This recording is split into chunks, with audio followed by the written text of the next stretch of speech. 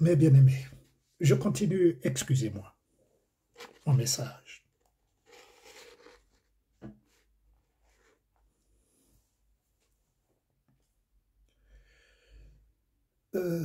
L'amour de Dieu, donc, c'est indispensable que nous puissions le connaître et le vivre. Sa justice et sa sainteté. Les trois attributs dont je viens de parler à l'instant. Dans le cas contraire, nous aurons des comptes à rendre à Dieu, mes frères, mes sœurs.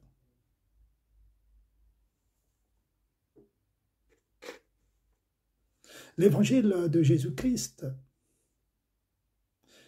n'est pas à prendre à la légère.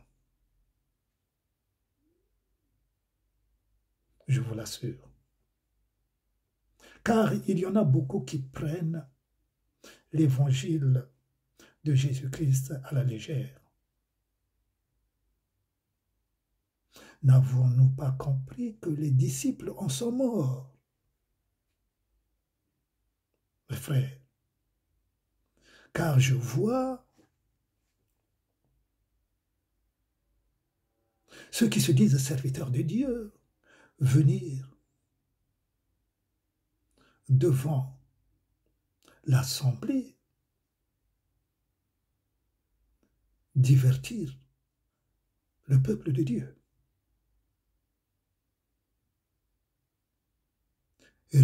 Rigoler pour soi-disant détendre le peuple de Dieu.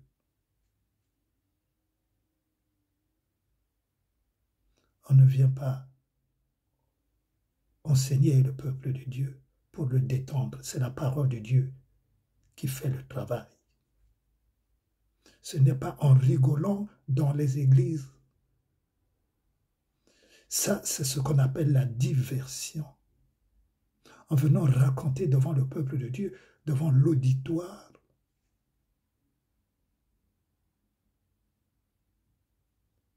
que moi, je préfère, moi, mon truc, c'est des Simpsons. Ce n'est pas des choses qu'un serviteur de Dieu doit venir raconter au peuple de Dieu. La diversion. Vous voyez la diversion? C'est-à-dire l'amusement.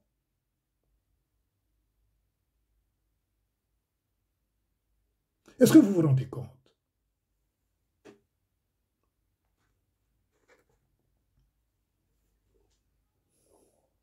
À vous qui dites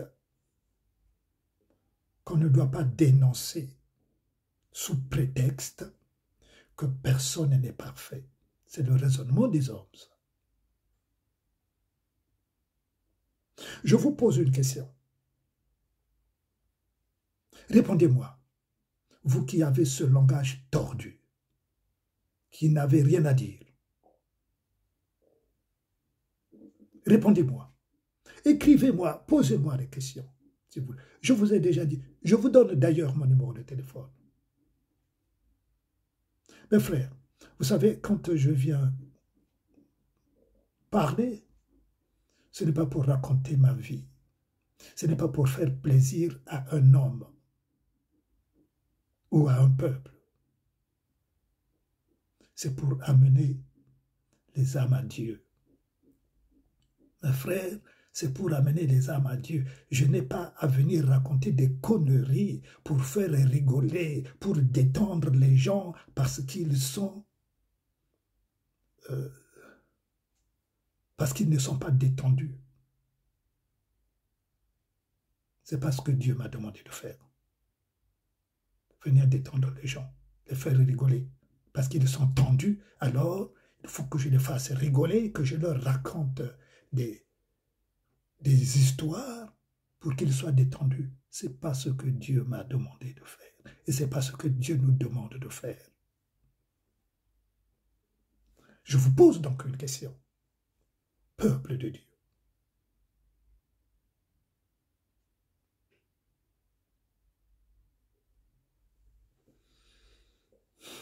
tous les serviteurs de Jésus-Christ dans la Bible, c'est la question.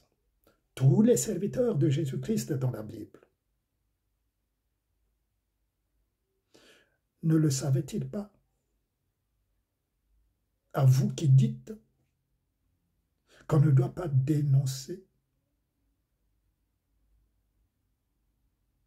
qu'on ne doit pas dénoncer sous prétexte que personne n'est parfait. Est-ce que tous les serviteurs de Jésus-Christ dans la Bible ne le savaient-ils pas? Bien sûr qu'ils le savaient.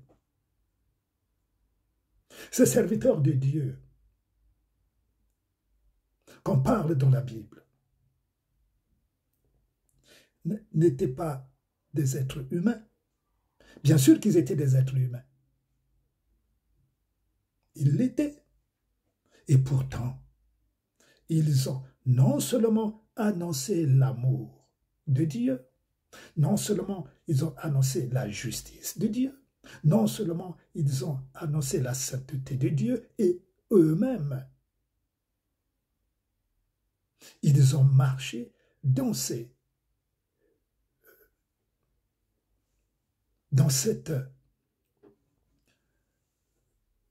attributs, ces disciples. Nous devons de même marcher selon les attributs de Dieu pour être reconnus que nous sommes de Dieu. Mais aussi, ces disciples-là, ils ont dénoncé les œuvres de Satan, les œuvres du diable. Et nous allons lire des versets. Nous allons le lire. Ceux qui disent que on ne doit pas dénoncer. Mais qu'est-ce que vous craignez? Vous avez peur qu'on vous chasse dans vos églises. Vous avez peur. Comme vous aimez les nominations dans les églises. Sinon, les nominations vont tomber. On va vous éjecter de votre chaise où vous êtes assis. Nous allons aller dans le livre de 1 Corinthiens. C'est le premier livre. C'est le premier livre, pardon, que nous allons lire. 1 Corinthiens, chapitre 2.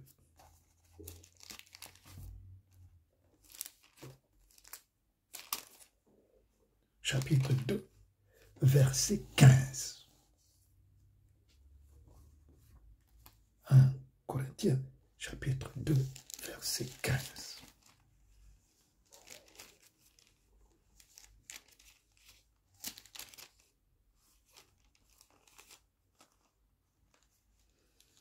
Alors, nous disons,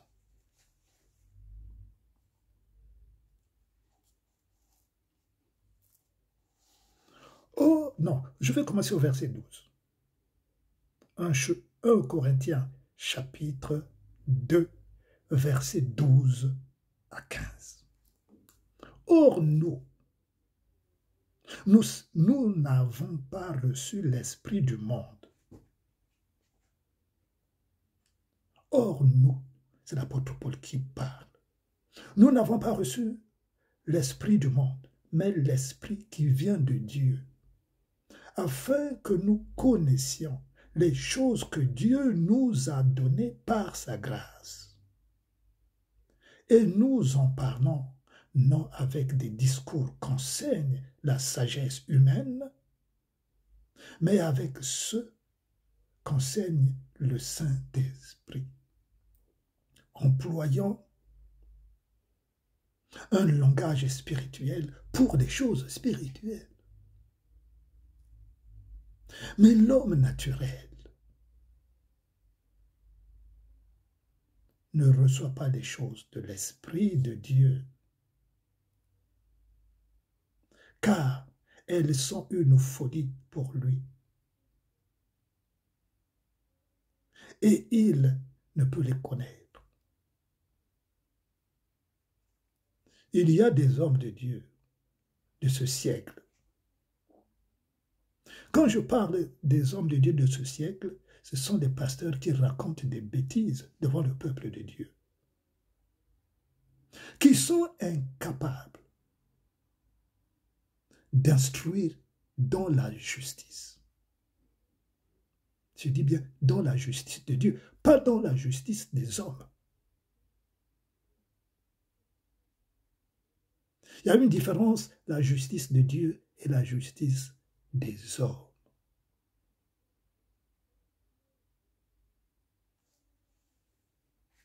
Je m'explique. En toute chose, nous devons être justes, juger selon ce qui est selon l'Esprit de Dieu. C'est ça la justice de Dieu. Quand Dieu juge, quand Dieu dit, tu es hypocrite, tu es hypocrite. Quand Dieu dit, tu as un démon qui te tourmente, tu as un démon qui te tourmente, c'est que c'est vrai. Pourquoi? Parce que l'Esprit de Dieu connaît toutes choses. C'est ce qui est différent des pasteurs de ce siècle qui imaginent, inventent des choses. Et cela, lorsque c'est avéré, mais celui qui a le Saint-Esprit, il doit dénoncer.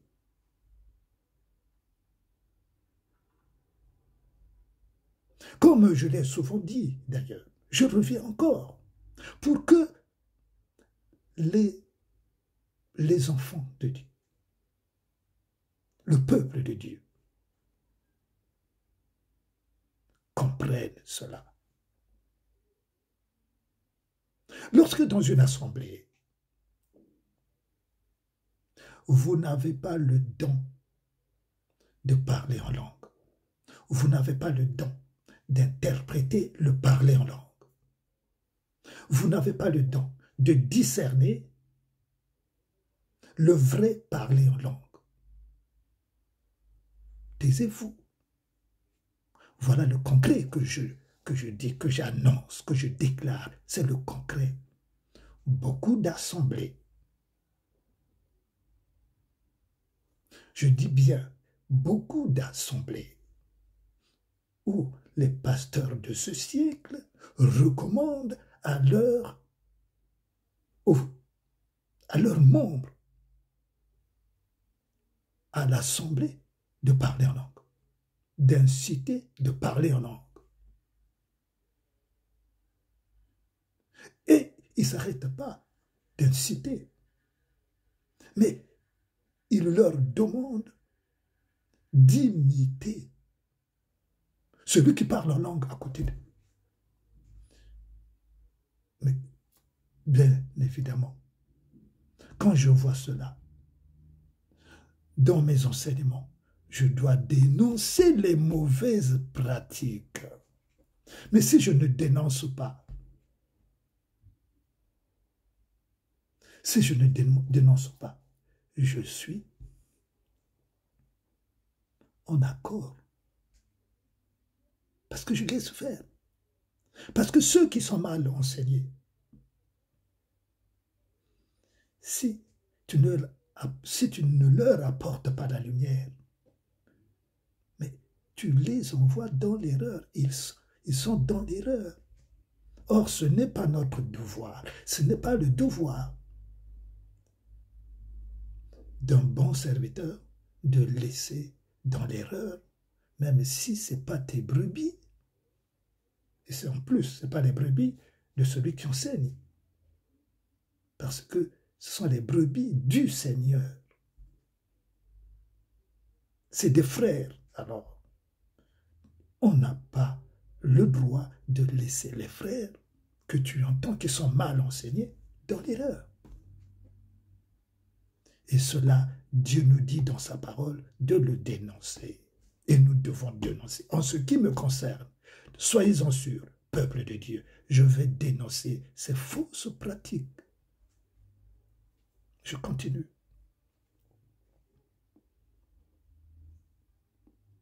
Je reprends. Mais l'homme naturel ne reçoit pas les choses de l'Esprit de Dieu, car elles sont une folie pour lui. Et ils ne peuvent les connaître, parce que c'est spirituellement qu'on en juge. Et moi, quand j'entends ces choses, je juge spirituellement. Dieu m'a fait grâce d'avoir le discernement de ces choses. Dieu m'a fait grâce. C'est seulement une grâce de Dieu. Donc ces choses-là, je dois éclairer là où il y a les ténèbres. C'est mon devoir.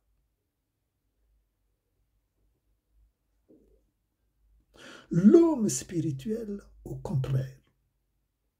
L'homme spirituel, la parole de Dieu nous dit ici, dans le verset 15, l'homme spirituel, au contraire, dans le même livre de 1 Corinthiens, chapitre 2. Maintenant, nous sommes au verset 15. L'homme spirituel, au contraire, juge de tout, c'est-à-dire le faux parler en langue, les fausses prophéties, les faux enseignements. L'homme spirituel juge de tout. Nous sommes là pour juger. Vous comprenez, mes frères, peuple de Dieu? Nous sommes là pour juger. Dieu nous donne. Celui qui a l'Esprit de Dieu a le devoir de juger. C'est la parole de Dieu qui le dit. Alors, si je dis que dans telle assemblée, tel pasteur incite les frères de l'assemblée de parler en langue, je dois juger. Et mon jugement est juste. Dieu le sait. Mon jugement est juste parce que je juge selon l'esprit. Et l'esprit, c'est la parole. Que lorsque vous parlez en langue, si personne n'interprète, que l'Église se taise. Mais là, c'est pire. Là, c'est pire. Au lieu qu'il s'arrête de parler en langue, il insiste de parler en langue. Alors que le parler en langue ne doit même pas être incité par le responsable de l'Église, par le soi-disant pasteur, parler en langue. Ça ne s'incite pas, ça ne se demande pas. C'est l'esprit, ça vient de l'esprit de Dieu.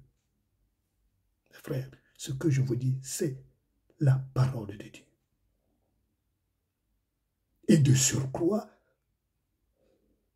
c'est une folie d'inciter le peuple de Dieu d'imiter le parler en langue. D'imiter, c'est ça la folie. C'est-à-dire que c'est une église charnelle. C'est ça la chair dont nous venons de lire.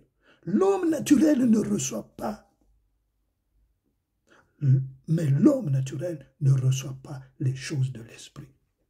Voilà ce que je dis honnêtement, mes frères. Celui qui incite que l'assemblée parle en langue et imite ceux qui parlent en langue, c'est qu'il est dans la chair. C'est qu'il ne reçoit pas les choses de l'Esprit de Dieu. Je me suis fait comprendre. Alors, celui qui entend ces choses doit les dénoncer. Si tu ne dénonces pas, tu es complice. C'est que tu adhères à ces faux enseignements. Et alors après, on vient m'envoyer une vidéo, un message pour me dire qu'on ne doit pas juger. Mais celui qui a fait ce message-là, il a lu la parole de Dieu. Il a compris ce que c'est juger. Il a compris ce que c'est dénoncer. Je voudrais, frère, te dire, toi qui m'as envoyé ce message-là, frère,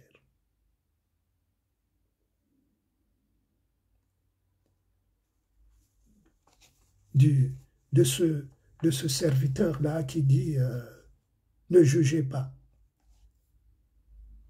Appelle-moi, frère. Viens à la maison, on va parler. C'est mieux, frère. Je ne veux pas te citer de nom. Viens à la maison, frère. On va prendre la parole. Non avec pression, non. Nous sommes des frères. Viens à la maison, on va ouvrir la parole de Dieu. Viens. Tu connais mon numéro de téléphone. Moi, j'invite les frères. J'invite ceux, pas faire des débats inutiles, non, des débats instructifs. J'aime les débats instructifs. Si j'ai fait quelque chose, frère, d'anormal, ma soeur, appelle-moi frère, mais ce que tu as dit là, c'est comment? J'aime cela. Pour preuve. Et vous avez mon témoignage. Je cite dans les églises dans lesquelles je suis passé, où j'ai entendu des choses que je ne veux pas répéter ici. Mais bien aimés, j'ai adressé je le dis aussi dans mon témoignage, je leur ai adressé à ces pasteurs-là des lettres électroniques pour leur demander de les croiser, de parler avec eux, de leur demander, mais ce qu'ils racontaient là venait d'où? Voilà parce que j'aime la vérité. Ces démarches-là, mes frères, pour vous montrer que j'aime la vérité. J'aime la parole de Dieu. La parole de Dieu, c'est la vérité. J'aime parler vrai avec mes frères. Mais pas sous la table. Mes frères, moi je suis comme cela. J'aime la parole de Dieu. Et ce qui sort de ma bouche doit être une référence. Quand je dénonce, parce que aussi, et je vous le dis, j'ai reçu mandat. J'ai reçu mandat du Seigneur. Je vis la parole de Dieu. Mes frères, mes sœurs, et je veux vivre la parole de Dieu, parce qu'il s'agit de mon éternité.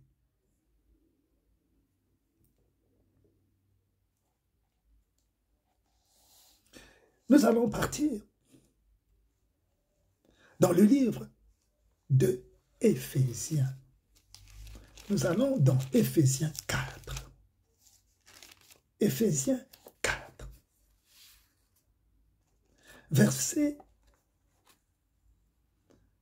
25 à 29. Qu'est-ce que nous dit le livre de Éphésiens 4 par rapport à ceux qui disent ne jugez pas? Donc, quand on entend un pasteur raconter des bêtises, qu'on se taise dans des assemblées, c'est parce que la parole de Dieu nous dit. Hein?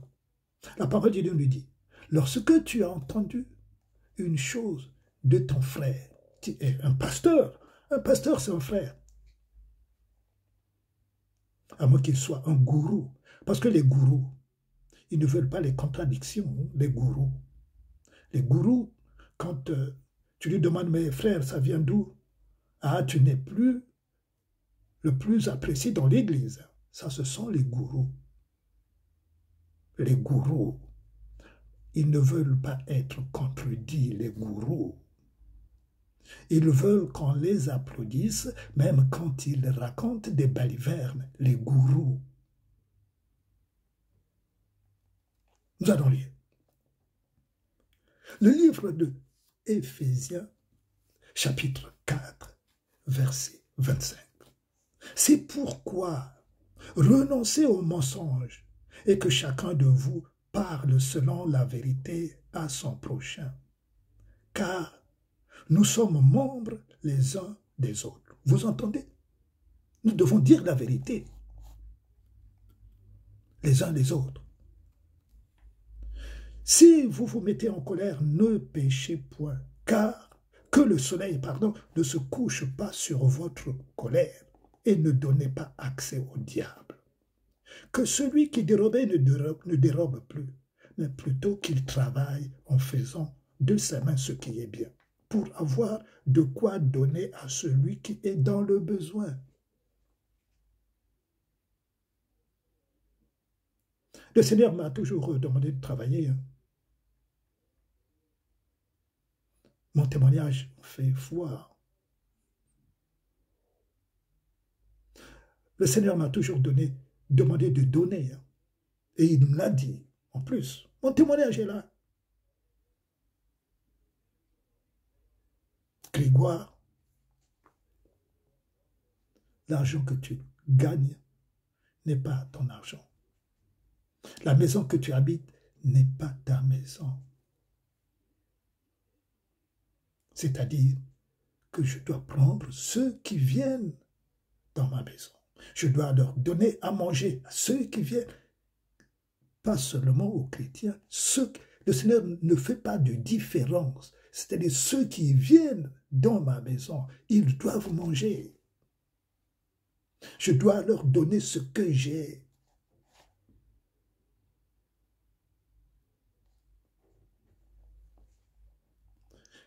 Qu'il ne sorte de votre bouche aucune parole mauvaise. Mais s'il y a lieu, quelques bonnes paroles qui servent à l'édification, c'est-à-dire, et je l'ai dit, quand un serviteur de Dieu parle, ce n'est pas pour amuser la galerie. Comme je le répète, ce serviteur qui a dit, moi mon truc c'est les Simpsons. Ma référence c'est les Simpsons. Les Simpsons, c'est des dessins animés. Tu viens raconter cela au peuple de Dieu. Dis-moi. Tu veux que je te considère comme quoi? Comme qui? Comme qui? Dis-moi un peu. Voilà ce que j'appelle la diversion. Alors quand on dénonce cela, vous venez me sortir, oh frère, tu juges. Mais mon jugement, il est vrai. Frère, mon jugement, il est vrai. C'est pas pour me... Je ne sais pas, pour me... Mon jugement est vrai, frère.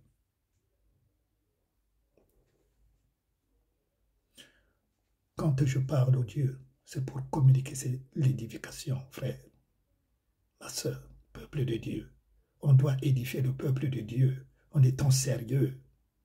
Si je veux m'amuser, je veux m'amuser à la maison avec ma femme, avec mes amis, mais pas avec le peuple de Dieu. On n'est pas là pour divertir le peuple de Dieu. Quand on n'a rien à dire, on se tait. Nous sommes là pour communiquer la grâce et pas pour communiquer la diversion. Nous attristons le Saint-Esprit, car la parole de Dieu nous dit « N'attristez pas le Saint-Esprit de Dieu par lequel vous avez été scellés pour le jour de la rédemption. »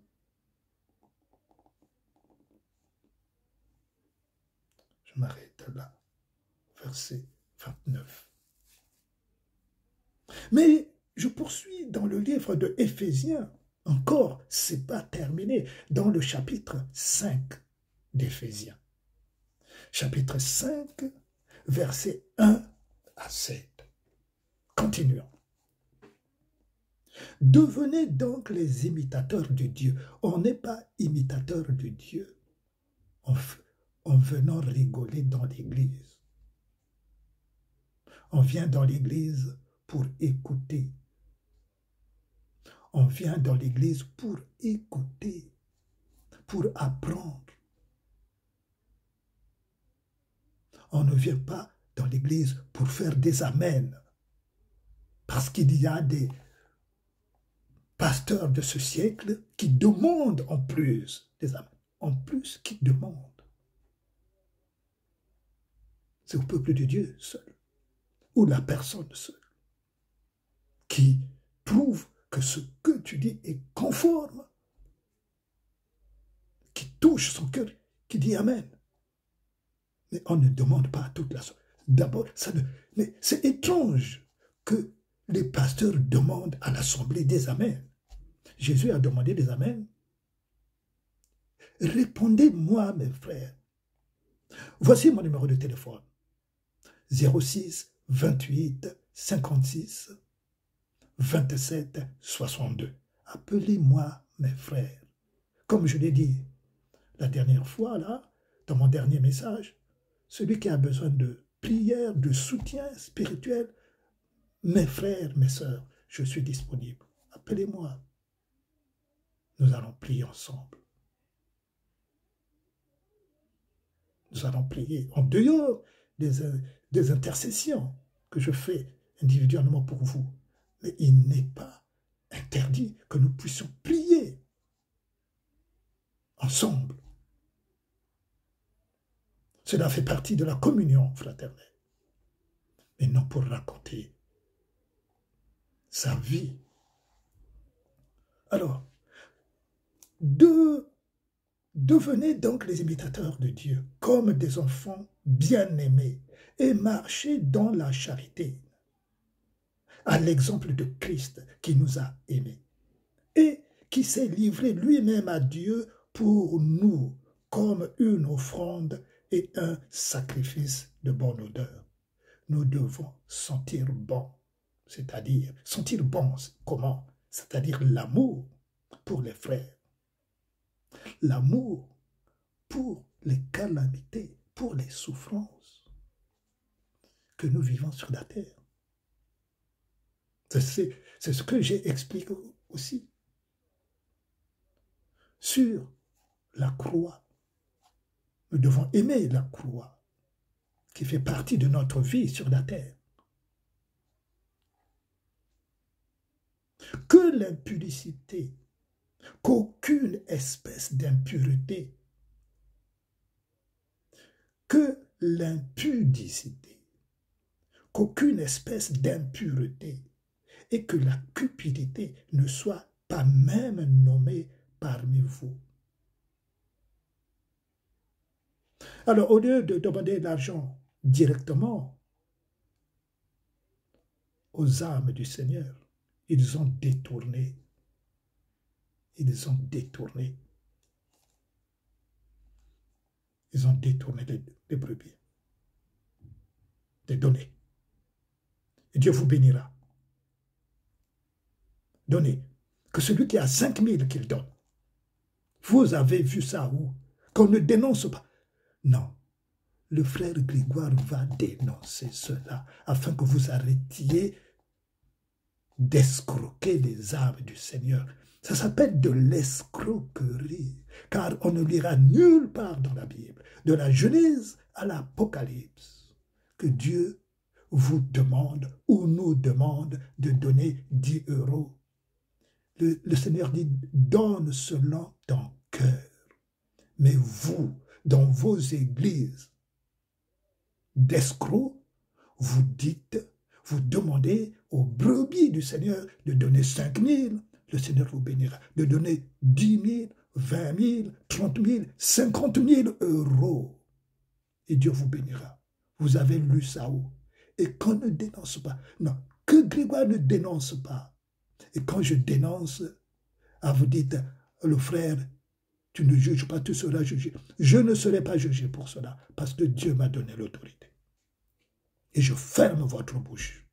Frère, sache-le, Dieu m'a donné l'autorité de dénoncer ces choses-là, parce que ces choses-là ne viennent pas de Dieu, ce n'est pas biblique. Je lis la Bible comme vous. Mais je crois sincèrement que vous la lisez à l'envers. Vous la lisez à l'envers. C'est pour cela que vous racontez des choses qui sont graves. C'est pour cela que l'Église de Dieu aujourd'hui est traitée par ceux du dehors comme des escrocs. C'est normal qu'on traite, oh mais vous les évangélistes, vous êtes des escrocs. C'est normal qu'on nous traite des escrocs. à cause de vous. Et quand on dénonce ces choses, vous venez me sortir des choses. Ceux qui jugent seront jugés par Dieu. Moi, je ne serai pas jugé par Dieu. Ce n'est pas une prétention, mais ce que je le dis parce que la parole que j'annonce là est vraie.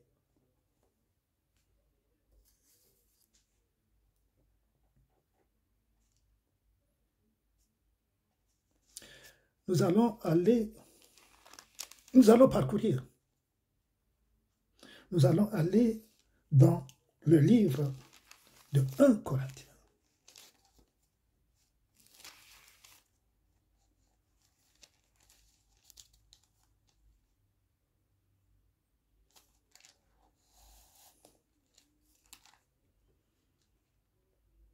Chapitre 1 Corinthiens, chapitre 5. 1 Corinthiens, chapitre 5, versets 12 à 13. Mais je vais commencer par le verset 11.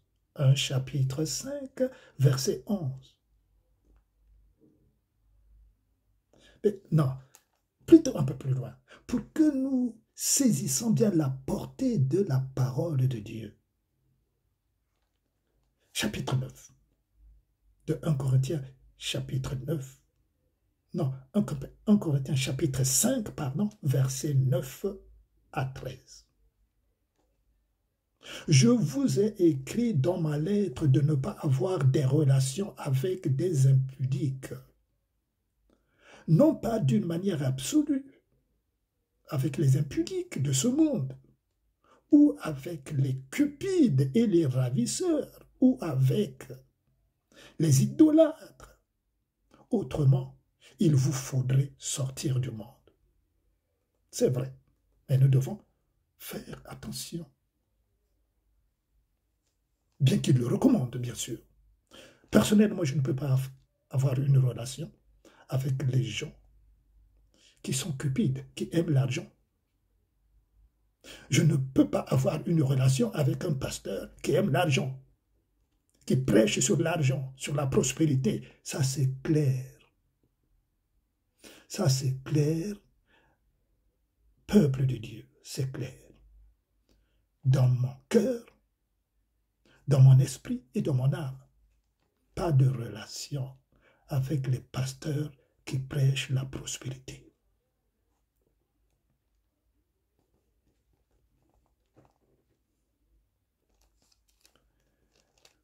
Alors, c'est-à-dire de ne pas avoir des relations avec quelqu'un qui se nomme frère est impudique. Qui se nomme frère est impudique. Ou cupide, ou aime l'argent, ou idolâtre, ou outrageux, ou ivrogne, ou ravisseur, de ne même pas manger avec cet homme. Alors, quand tu t'éloignes de ce genre de serviteur de Dieu, de ce genre de frère, on va me dire que, frère, tu juges. Mais vous vivez dans la confusion, vous. Les frères, les sœurs qui vivent dans de telles situations sont dans la confusion. Et moi, je continuerai de dénoncer de tels hommes, de telles pratiques. Parce que ce n'est pas ma vie, d'abord. Si ce n'est pas ma vie, comment je vais aimer d'avoir des relations avec de telles personnes?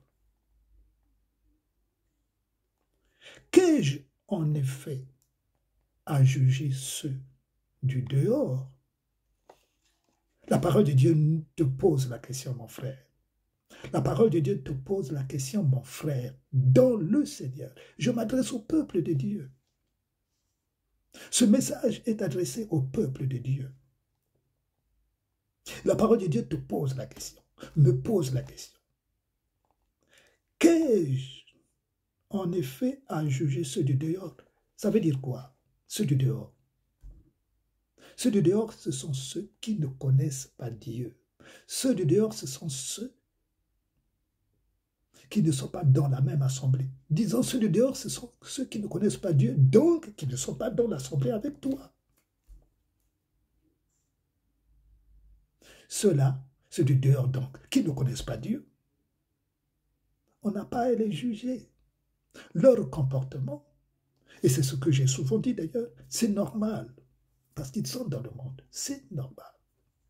Parce qu'ils conçoivent les choses autrement que nous qui connaissons Dieu, que nous qui marchons avec Dieu. Il faut se mettre à leur place. Personnellement, moi je dis, c'est normal qu'ils vivent ainsi, qu'ils voient les choses ainsi, qu'ils ont ce comportement-là, parce qu'ils n'ont pas la vie de Dieu en eux. Il faut se mettre à la place des autres. Moi, mes bien-aimés, je me mets à la place de ces frères ou de ces sœurs. Alors, quand je dis frères et sœurs, dans ce sens, dans la créature. Parce que dans la créature, nous sommes tous égaux. C'est-à-dire créature de Dieu. D'où j'avais fait la différence. Créature de Dieu et peuple de Dieu, c'est deux mondes différents. Nous sommes tous une créature de Dieu. Mais nous ne sommes par la suite peuple de Dieu que lorsque Dieu nous a appelés et nous avons changé de vie et nous sommes devenus amis de Dieu, nous sommes devenus peuple de Dieu parce que c'est Dieu qui nous a fait la grâce de le connaître, parce que c'est Dieu qui nous a attirés à lui. Et nous l'avons lu. Nous l'avons lu lorsque Élie prie pour le peuple d'Israël. Et Dieu lui dit quoi? La grâce. Dieu lui parle de grâce, qu'il a réservé un peuple. Dieu s'est réservé. Donc c'est Dieu, mais bien aimé.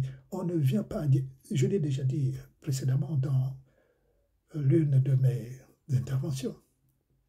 Nous ne venons pas à Dieu par notre propre force, peuple de Dieu.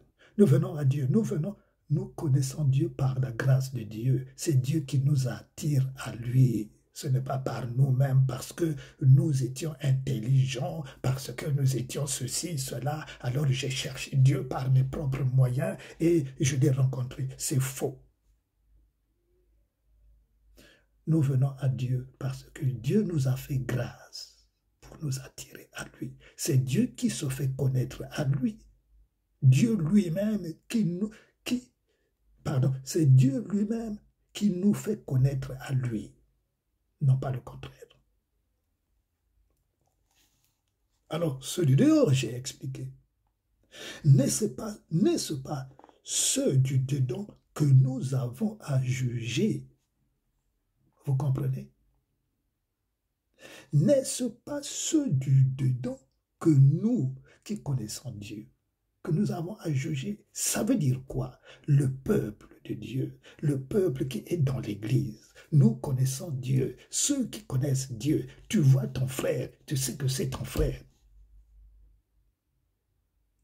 C'est comme je peux être jugé, mes frères. Comme je peux être jugé si je parle mal. Vous avez le droit de me juger. Vous avez le droit de me téléphoner. Je viens de vous donner mon numéro de téléphone. Vous avez le droit de m'appeler frère.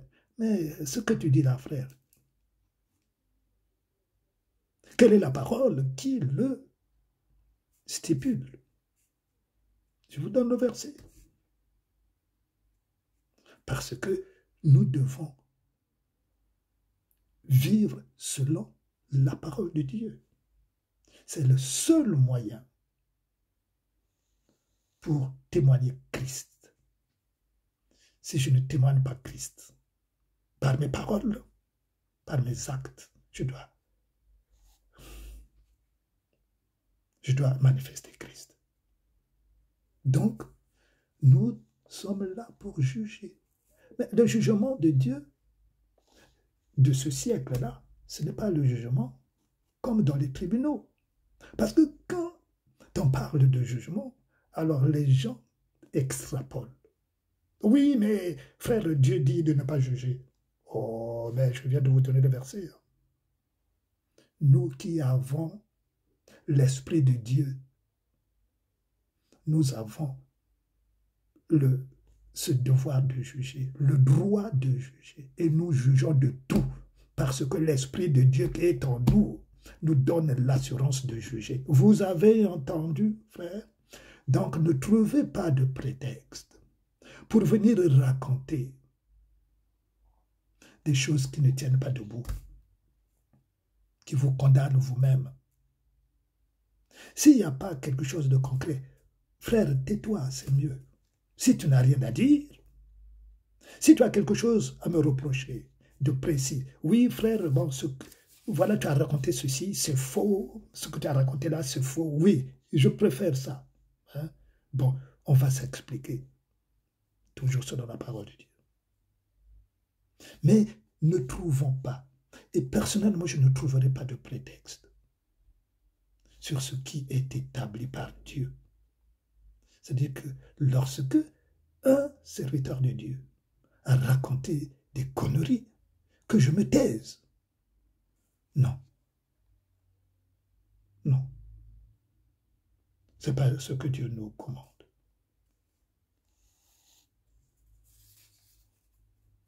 C'est pas Dieu, c'est pas ce que Dieu nous commande. Ces versets suffisent. Ces versets suffisent, bien-aimés. Et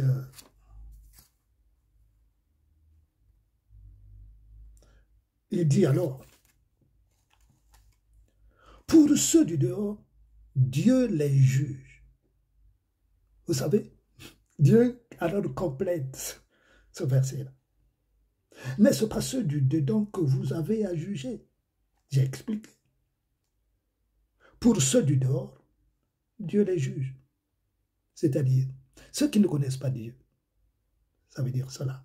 Ceux qui ne connaissent pas Dieu, mes frères, ceux qui ne cherchent pas Dieu, ceux qui ne connaissent pas Dieu, n'aiment pas Dieu. Celui qui n'aime pas Dieu, c'est celui qui ne cherche pas Dieu.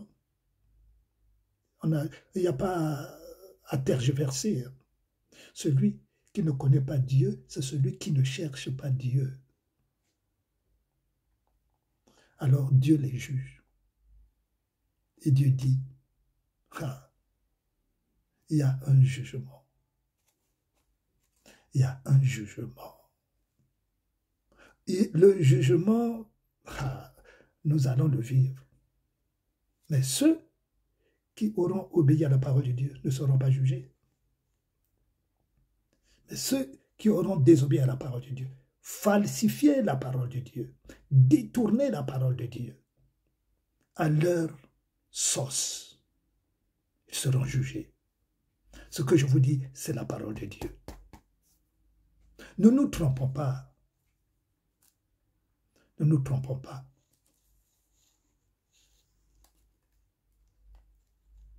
Et alors, il conclut, Dieu les juge. Ôtez le méchant du milieu de vous. Le méchant, c'est celui qui falsifie la parole de Dieu. Le méchant, c'est celui qui trafique la parole de Dieu. Le méchant, c'est celui qui commande aux brebis de Dieu selon la chair. C'est lui le méchant. Le méchant, ce n'est pas nécessairement celui qui ne reconnaît pas la bonté de Dieu. C'est celui qui donne les mauvais enseignements aux âmes du Seigneur pour les égarer. Pour les égarer. Et ils sont les premiers à faire des alliances avec le diable. Parce que je ne comprends pas. Parce que je ne comprends pas. Je comprends. Bien sûr que j'ai déjà compris. Ce qui est terrible, que les pasteurs de ce siècle fassent alliance avec les rois de ce monde, avec les présidents de ce monde. Ils mangent à la même table. Toi qui se dis serviteur de Dieu, tu manges à la table du roi. et tu es serviteur de Dieu, qu'est-ce que tu vas me faire comprendre? Que non. Oh. Écoutez, il y a des gens qui sont matures spirituels. Il y en a. Il y en a. Il y en a qui ne sont pas matures. Tout ce qu'ils entendent. Et avec les bénédictions qu'ils reçoivent dans l'Église. Ah, vous ne pouvez pas parler du contraire hein, de leur Seigneur. Hein. Leurs pasteurs sont devenus leurs seigneurs.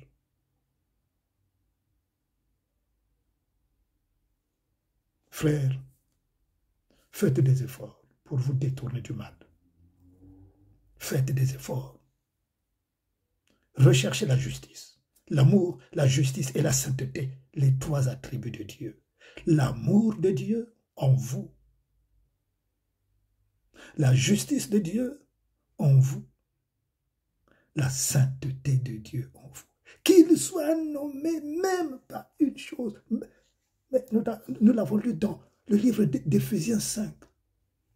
Qu'aucune parole. Éphésiens, je vais le lire pour clôturer. Qu'on n'entende ni parole déshonnête. Vous entendez, frère? C'est-à-dire, tu racontes des histoires et l'Église rigole. Et vous dites, c'est pour décontracter. Parce que les muscles sont contractés. Alors, pour décontracter les muscles des âmes qui sont dans l'assemblée, alors il faut dire des paroles déshonnêtes, des propos insensés pour faire rigoler, pour décontracter les muscles. Dieu dit qu'on n'entende pas ces choses-là dans l'Église du Seigneur. Qu'on n'entende pas. C'est la parole de Dieu qui dit qu'on n'entende pas ces choses-là dans l'Église du Seigneur. Pas de plaisanterie dans l'Église du Seigneur. Pas de propos insensés dans l'Église du Seigneur. Choses qui sont contraires à la bienséance. Choses qui sont contraires à la bienséance. Qu'on entende plutôt des actions de grâce. Car sachez-le bien, aucun impudique, celui qui raconte ces choses dans l'Église devient un impudique. Il devient impur, celui qui raconte ces choses. Relisez le livre de Éphésiens chapitre 5, verset 4. Au verset 5. Même au verset 6, parce qu'au verset 6 dit que personne ne vous séduise par de vains discours dans les assemblées. Car c'est à cause de ces choses que la colère de Dieu vient sur le fils de la rébellion. N'ayez donc aucune part avec eux. C'est pour cela que j'ai coupé les ponts avec ces églises, avec vos églises corrompues.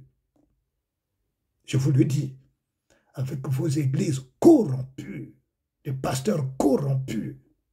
Je vous le dis. Voilà, je termine mon message.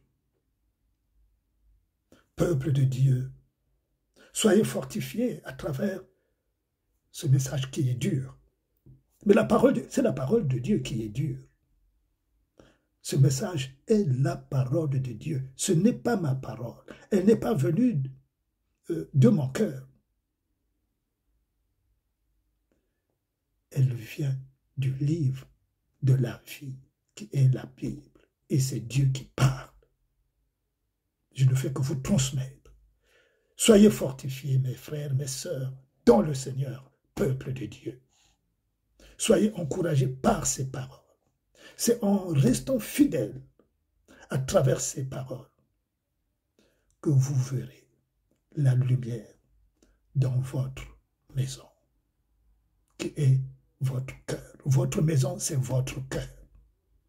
Soyez bénis au nom de Jésus.